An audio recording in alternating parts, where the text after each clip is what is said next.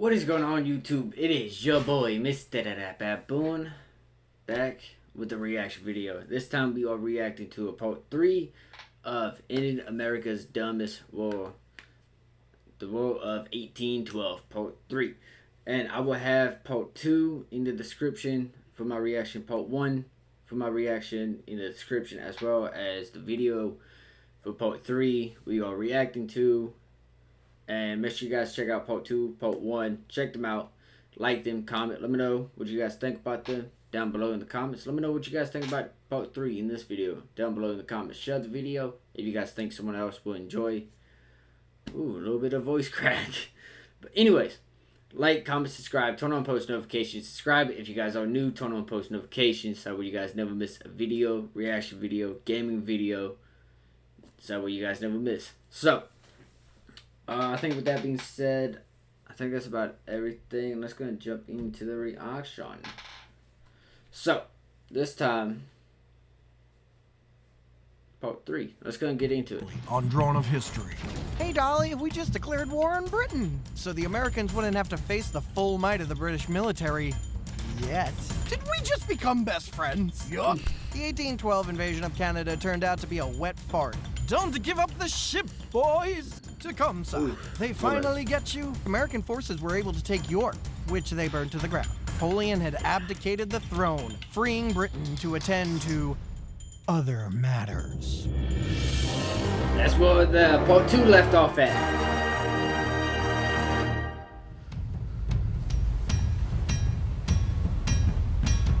Thousands of troops, vessels, and equipment, now free from the Peninsular War, were sent from England. Defenses were strengthened along the Canadian border. Which is exactly where they're going to strike. That's where we should have our men. What about here, Secretary Armstrong? Well, I suppose we should leave some defenses in Baltimore. No, I mean here in Washington, D.C.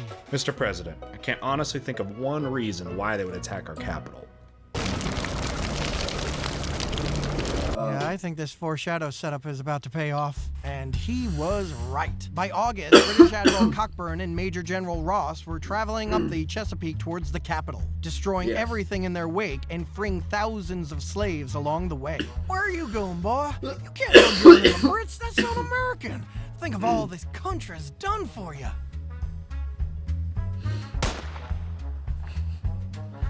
A hastily assembled militia force at Bladensburg attempted to stop the British ground troops. It was less than effective. And it became clear that the capital was about to be destroyed. Who could have seen this coming? Madison and other government officials had already fled Washington after the Battle of Bladensburg. I think I forgot something. Hey, if you forgot it, it probably wasn't all that important. Yeah, you're right. Paul, grab this painting. We've got to get out of here. Ma'am, the frame is bolted into the wall. So? Ma'am, it's not even the original. I think you could see the watermark. Damn it, Paul. Just grab it. We've got to get out of here. Paul Jennings, go grab that painting. Yeah, I'll take all the credit for it. You could just lug it on your back the whole time. I'll grab your own painting. Soon, the whole city was on the run, including government clerk Stephen Pleasanton, who had been tasked with saving important documents and along the way ran into Secretary Armstrong. What do you have there? The Articles of Confederation, the Constitution. Are you stealing the Declaration of Independence? Of course not. Who do I look like? Alarmists, the whole lot of them. Nah, these Brits are just posturing. Washington will never be the real target. This is fine. It wasn't fine. The British Army first burned down the Capitol building and then set fire to the White House. But not before it was looted and General Ross pocketed Madison's love letters to Dolly. Speaking of Ross, why would you do that? That makes sense. Ironically, the Capitol might have already been doomed because just then, a freak hurricane hit D.C., spawning off a weather phenomenon unfamiliar to most Brits. What in the bloody hell is that? It's a tornado. What's a tornado? Finger of God. Meanwhile, the economy had been in the tank all war long due to the British blockade.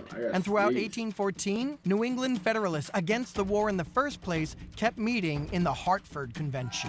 This war has been a mistake from the beginning, and these embargoes are killing us.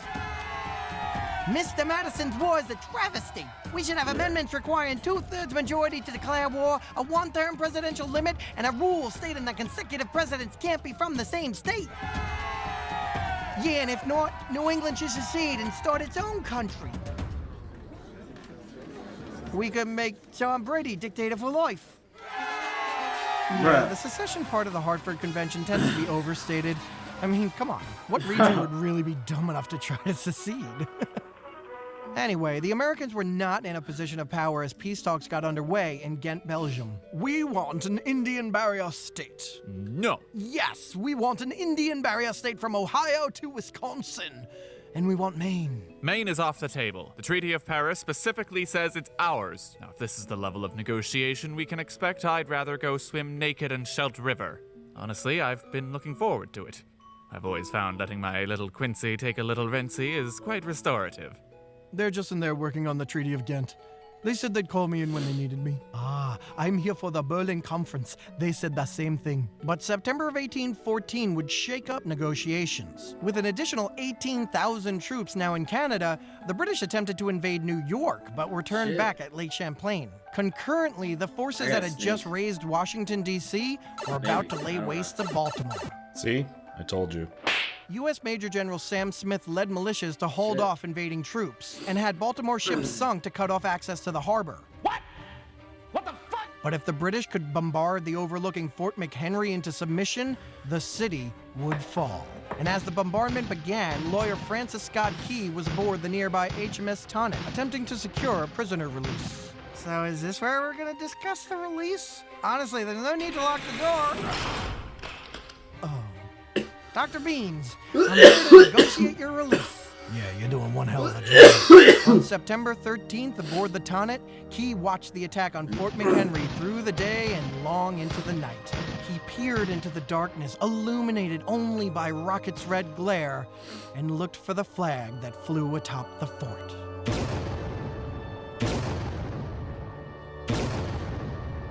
And come morning, the flag was still there. The British released Key and the prisoners and withdrew from Baltimore. Francis Scott Key, brimming with patriotism, quickly jotted down the verses that would become Defense of Fort McHenry. Pretty sure. I gotta tell you, Francis, it's a great name, but it stinks. You should call it the Star-Spangled Banner. John, as a militia leader and my wife's brother-in-law, I respect your opinion, but why is it a poem? It should be a song. You should put it to music.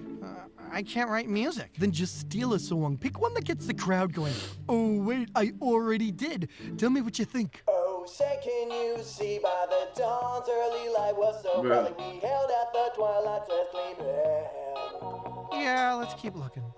Victories at Lake Champlain and Baltimore evened out the score a little, and both sides were now looking to just be done with the war. So we'll pull back any forces we have left in Canada, but you'll need to get rid of the orders in council and stop impressing men. Orders in council were repealed before the war even started, and with no Napoleon, there's no need for impressment, so whatever. About that Indian buffer state. No dice. That stays ours. And Maine, too. Whatever. Are we done? I have concert tickets. Really? To what? The concert of Europe. Anyway, we're done here. Status quo antebellum. What's that mean? It means as existed before the war. Nothing changes. It's like a tie, which feels weird. A tie in war is like a tie in baseball. It's like kissing your sister. Hey, I could be into that. Bruh. And with that, the War of 1812 had finally drawn to a close. Only it didn't? See, Parliament needed to approve the treaty, which they did on December 30th, but Congress would only get it in February. Until then, it appeared that the war was still on. And remember those British forces that failed at Baltimore? Yeah. Well, they headed down south to Louisiana and made their way to New Orleans, where one ornery son of a bitch named Andrew Jackson was waiting for them. Ever since being slashed with a sword by a redcoat as a boy, Jackson hated nothing more than the British. Well, maybe the Spanish, or the Indians, or the National Bank. Okay, he hated a lot of things, but in 1815, his hate was focused on the British. To prepare, he placed New Orleans under martial law and recruited everyone he could. And when the British arrived on January 8th, 1815, he gave the command. Americans!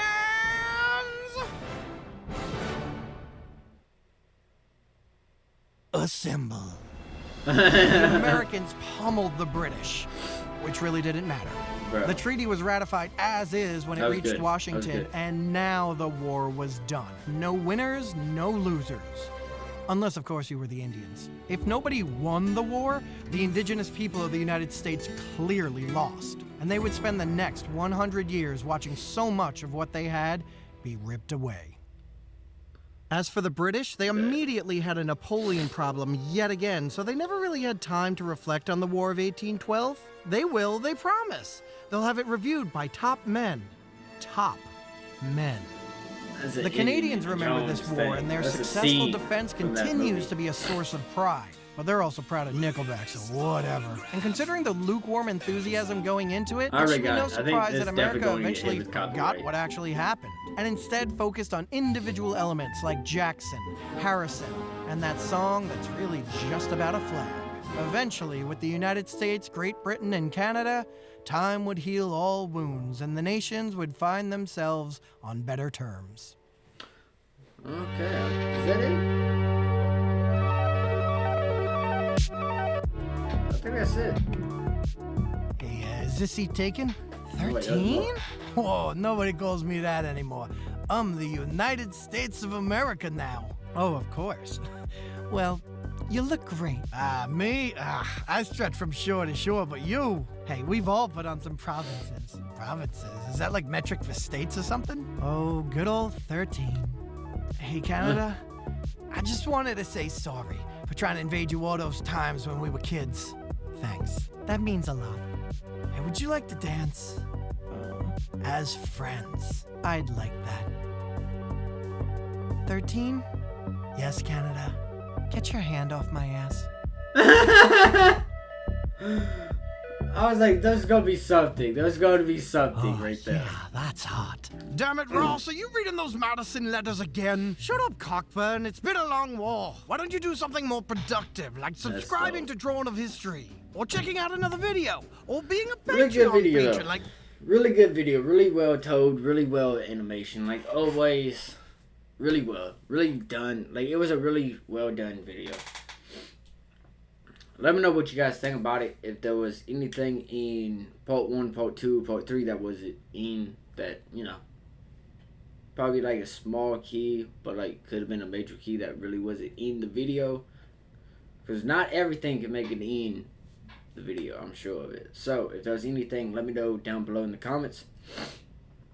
Ooh, I will have part 1, part 2's reaction down below in the description, as well as the video for part 3 that we just reacted to and we just seen, as well as the Drawn of History's channel will be in the description as well.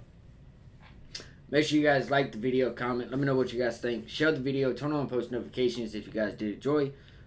As always, positivity is key, motivation is key, happiness is key. I will see you guys in the next video. You guys watch out for each other. Stay safe. I'll see you guys in the next one.